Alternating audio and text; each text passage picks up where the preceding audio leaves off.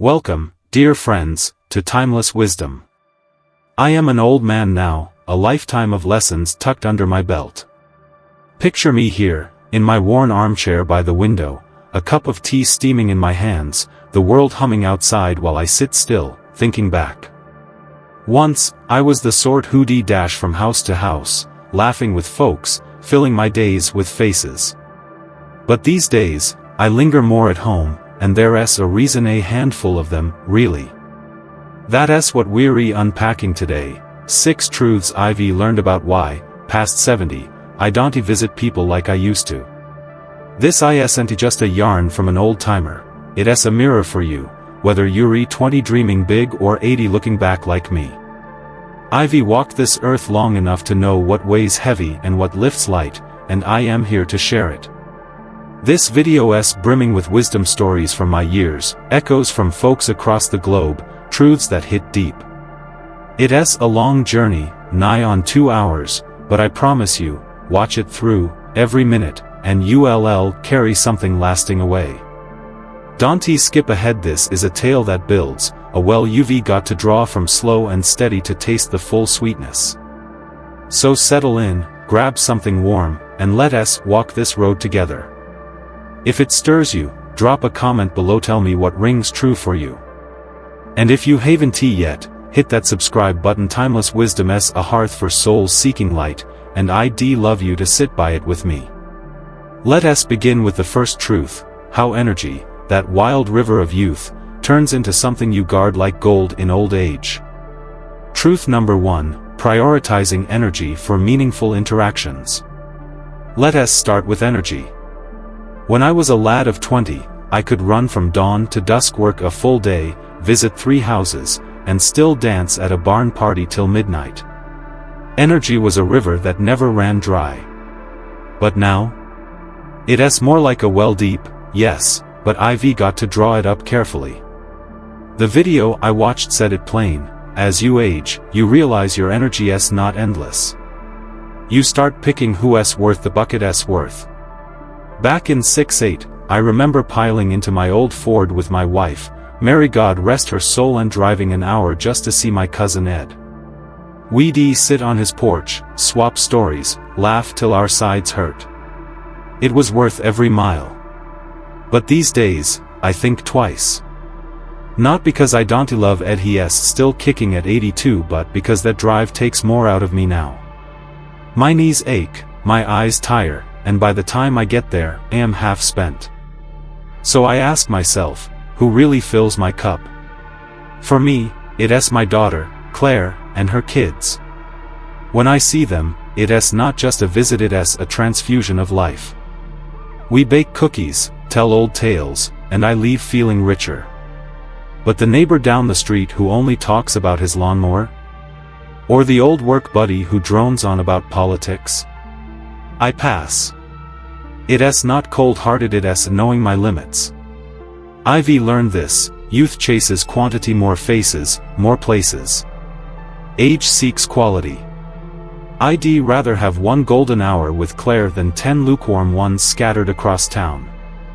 And don't get me started on obligation visits, those times I dragged myself somewhere just because I should, like that Christmas at Aunt Ruth's in 7'5". She bickered with Uncle Joe the whole night, and I left wondering why I'd bothered. Life's too short, friends. Save your energy for the ones who matter. Now, let us widen the lens a bit. Across the pond in the UK, they've done studies, serious ones, mind you, showing folks over 70 often feel their stamina isn't what it used to be. The British Heart Foundation once noted that even simple tasks, like a long walk or a car ride, can zap you more as the years pile on. It's not just me creaking along, it's a truth for many. I read about an old gent in London, a retired baker named Arthur, who told a researcher he stopped popping round to his mates' houses because the trek left him knackered. Instead, he'd invite them for tea at his flat, his way of keeping the good company without the grind. Sounds familiar, doesn't it? Then there's Japan, a place I've always admired for how they honor age. They've got this idea called ikigai, your reason for being. For a lot of their elders, It's not about rushing around to see everyone, it's about finding joy in what's close and true. I heard of a woman, Hannah, in her late 70s, living near Kyoto. She used to visit her old school friends every month, but now she tends her garden and waits for them to come to her. She says the flowers and a good chat with someone dear keep her spirit young. Why waste breath on half-hearted trips? That's wisdom I can taste. Even in the US, where folks love their hustle, the National Institute on Aging points out that seniors start leaning toward emotional regulation. Fancy term, but it just means we pick what lifts us up and dodge what drags us down. I think of my old pal Tom in Texas. He is 76 now. He told me last year he quit driving out to see his golf buddies every weekend. Too much gas, too little spark, he laughed. Now he saves his outings for his grandkids' baseball games. Same as me with Claire, quality trumps the tally. See, it's not just my story. Around the world, us old-timers are figuring out that energy is a gift you don't squander. Back in '82, I went to a reunion an hour away. Old factory mates, loud laughs, warm beer. I got home at midnight, worn to the bone, and thought, was that worth it? Most guarantee even folks I'd call in a pinch. Compare that to last Sunday, when Claire's little ones ran circles round my kitchen, flour on their faces from cookie dough. I was tired after, sure, but my heart was full. That's the difference age teaches you. Spend your well-s water where it grows something real. Truth number 2, avoiding unnecessary stress and drama. Now, let us talk peace or the lack of it. The video put it sharp, as you get older, you stop tolerating drama. I couldn't agree more. In my 30s, I'd sit through gossip and spats like it was my job, nodding, sipping coffee, pretending it didn't grate on me. But at 78, I've got no patience for it. Peace is my currency, and I don't spend it on folks who stir the pot. Take my old pal George. Good man, but every visit was a soap opera. Complaints about his kids, his boss, the weather. One day in '92, I left his place with a headache and a vow, no more. Why trade my calm for his storm? Or there was my sister-in-law, Betty. Sweet as pie till the wine came out, then it was passive-aggressive jabs about my cooking or my haircut. I'd drive home fuming, asking Mary, why do we do this? Eventually, we stopped. It's not about cutting people off, it's about guarding your heart. I've seen enough of life to know stress isn't just a mood, it's a thief. It steals your sleep, your smile, your years. So if a visit means tension, family feuds, old grudges, or just plain negativity, I stay put. The folks who love you won't drag you through that mud. They'll meet you where the water is still. This isn't just my little revelation, mind you, it's something folks over 70 are waking up to all over the world. Take Sweden, for instance. They've got a knack for calm living up there, and I read about a study from the Karolinska Institute that says older adults start dodging stress like it's a tax bill. They found a man named Lars, 74, from Stockholm, who used to visit his argumentative brother every Sunday. One day, Lars just quit going, said the bickering spiked his blood pressure, and he'd rather fish in silence by the lake. Peace over chaos, he told them. I get that deep in my bones. Then there's Australia, where the laid-back vibe meets hard-earned wisdom. The Australian Institute of Health and Welfare has noted that seniors down under often report better health when they skip social scenes that turn sour. I heard of an old shearer, Jack, pushing 80, from New South Wales.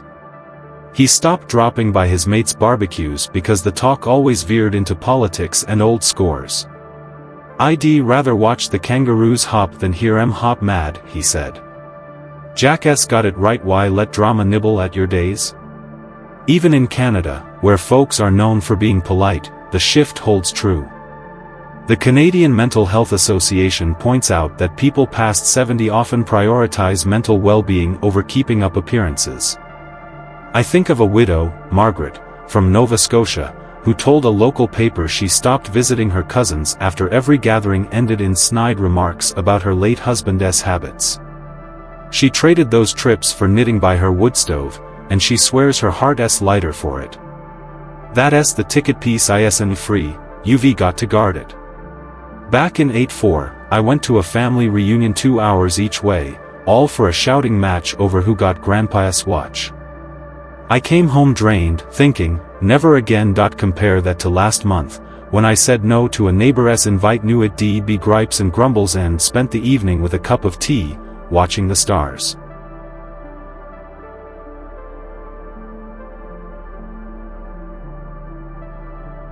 Stress is a choice at this age, and I choose against it. You should too. Truth number 3, finding comfort in familiar spaces. Home. There's a word that grows sweeter with age. The video touched on this. As you get older, your own space feels like a treasure. I've spent decades making mine just right: the creaky chair that fits my back, the shelf of books I've read a dozen times, the quiet that wraps around me like a quilt. Why trade that for a stiff sofa or a noisy kitchen somewhere else? In my 50s, I'd still hop in the car to see folks. Didn't matter if their place was a circus. But now? I'd rather they come to me. My friend Tom used to tease me, "You're turning into a hermit, maybe." But this hermit's happy. Last winter, I stayed in for a week straight: snow outside, fire inside, a pot of soup simmering. I didn't miss a soul. It's not laziness. It's knowing what soothes you. I remember visiting my nephew in 03, lovely lad, but his house was chaos. Kids screaming, dogs barking, chairs like planks. I couldn't wait to leave. Compare that to my porch, where I sip tea and watch the sparrows. That's my kingdom. Age teaches you, comfort's not a luxury, it's a right. And it's not just me feeling this pull. Up in Finland, where winters bite hard, they've got a word, koti, that means home in a way that's more than walls. I read about a study from the University of Helsinki that found folks over 70 often nestle into their homes more as the years go on. There was an old logger, Aino, 77, from Lapland, who told researchers he stopped visiting his cousins in town because their flats felt cold and cluttered. He'd rather stoke his sauna and listen to the wind than sit on someone else's lumpy couch. Home, he said, is where his bones rest easy. I know that tune. Then there's Italy, where life's loud and warm, but the elders still crave their corners. The Italian National Institute of Statistics notes that seniors there often stay put, cherishing the familiar. I heard of a nonna, Rosa, 79, from Tuscany. She used to trek to her sister's every week, but now she stays in her stone cottage, kneading dough and watching the olive trees sway. Why leave paradise? She asked her kids. Her kitchen's her castle-worn tiles and all, and I'd bet my last dime she's happier there than anywhere else. Even in New Zealand, where the land's wild and wide, the older folks lean into home. The Ministry of Health down there says seniors often find peace in routine spaces as mobility fades. Take Wairmu, a Maori man of 73 from Rotorua. He told a local interviewer he quit visiting his old rugby mates because their houses were too bright, too busy. Now he sits by his wood fire, carving bone, surrounded by photos of his wana, his family. That's his sanctuary, and he guards it like gold. Back in 96, I drove to a friend's new place, fancy, sure, but the chairs were hard, the air was loud with chatter, and I felt like a stranger. Last week, though, I stayed home, lit a lamp, and read an old western. The difference? One drained me, the other filled me. Age whispers, home's not just where you live, it's where you thrive. Truth number 4, preferring quality over quantity in social life. Friendships change, don't they? The video said it well, youth is a numbers game, more friends, more fun. But age flips the script. I used to have a Rolodex full of names, workmates, church folks, neighbors. Now, I can count my true friends on one hand, and that's plenty. In 6-5, I'd spend weekends bouncing between houses. Bill S for cards, Sue S for coffee, Jim S for a beer. It was a blur of faces. But over time, I saw the truth. Half those folks wouldn't call if I fell ill. The ones who would? They don't need me there every Sunday to prove it. Like my old army buddy, Sam. We talk twice a year, but when we do, it's like 50 years melt away. That's quality. I don't visit much now, not because I don't care, but because I care more about what's real. Shallow chats with half friends? Pass. Deep talks with the few who get me? That's gold. It's not about shutting doors, it's about opening the right ones. This shift isn't just my own, it's echoing across the globe. In Germany, where order runs deep, they've studied how seniors refine their circles. The Max Planck Institute found that folks over 70 often trim their social rosters, keeping only the bonds that matter. I heard of an old mechanic, Hans, 76, from Munich. He used to meet a dozen mates at the beer hall every month, but now he sticks to 2 his oldest pals from the shop. Why waste time on noise, he told a researcher. He'd rather share a quiet pint with men who know his soul than shout over a crowd. That's my kind of logic. Down in South Africa, where community is thick as the summer heat, the shift holds too. The University of Cape Town notes that elders there often focus on family and a handful of lifelong friends. Take Nomvula, a 78-year-old from Durban. She used to host big gatherings, but now she sits with her sister and a neighbor she's known since 6'3". Life's too short for strangers, she said in a local story. Her porch chats are few, but they run deep. Laughter and tears over decades, not small talk with passers-by. Then there's South Korea, where respect for age is woven into the culture. The Korea Institute for Health and Social Affairs says seniors there lean toward jong a bond of true affection over fleeting ties. I read about Mr. Kim, 75, from Busan. He stopped visiting his old work crew because the talks felt hollow gossip and gripes. Now he meets his childhood friend for tea, reminiscing about fishing trips from the 50s. Real friends don't need a crowd, he said. That hits home for me. Back in 7-3, I went to a big barbecue 30 folks, loud music, forced grins. I left early, feeling empty. Last month, though, Sam called. We talked for an hour, war stories, old jokes, and I hung up richer. Age teaches you, a few true souls outweigh a roomful of shadows every time. Truth number 5, a shift in priorities and personal reflection. Age brings a telescope to your soul. The video nailed this, priorities shift. When I was 40, I chased the crowd, parties, dinners, being seen. Now I chase peace. I'd rather sit with a book or tend my roses than dress up for a visit that doesn't feed me.